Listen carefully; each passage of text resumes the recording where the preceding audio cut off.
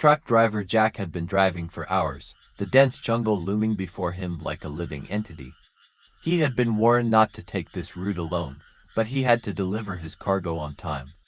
As night began to fall, Jack's GPS led him down a narrow dirt path, the trees growing closer together until they formed a canopy overhead.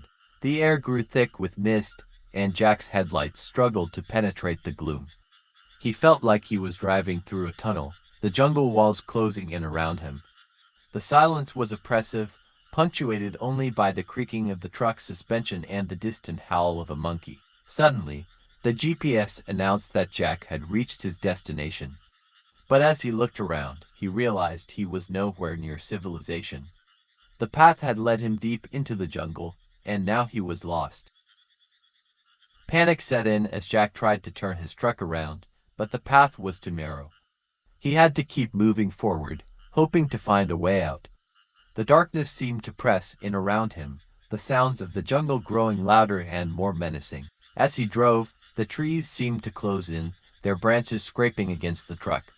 Jack's headlights illuminated strange symbols etched into the trunks, and he felt a creeping sense of dread.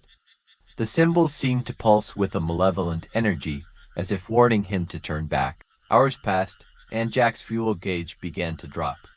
He was running out of gas, and he still had no sign of civilization.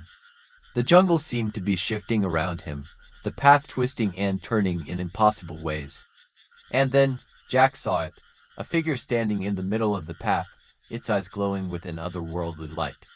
Jack slammed on the brakes, but the truck skidded on the dirt, heading straight for the figure. As he passed, Jack saw that it was a woman, her face twisted in a scream of rage. He felt a chill run down his spine, and then the truck's engine sputtered and died. Jack was alone, stranded in the jungle with no phone signal. He waited for dawn, but it never came. The darkness seemed to last forever, and Jack began to hear strange noises, whispers in his ear, footsteps outside the truck, and the sound of branches scratching against the metal. As the hours ticked by, Jack's sanity began to unravel. He saw movement out of the corner of his eye, and he knew he was not alone. The jungle was alive, and it was waiting for him. Suddenly, the truck's doors creaked open, as if pushed by an unseen hand. Jack tried to scream, but his voice was frozen in his throat. He was paralyzed with fear, unable to move or escape. And then, the figures appeared. They were tall and gaunt, their eyes glowing with an eerie light. They surrounded the truck, their presence suffocating. Jack felt himself being pulled out of the truck, dragged deeper into the jungle. As he stumbled through the underbrush, Jack saw the woman from the path. She was leading the figures, her eyes blazing with fury.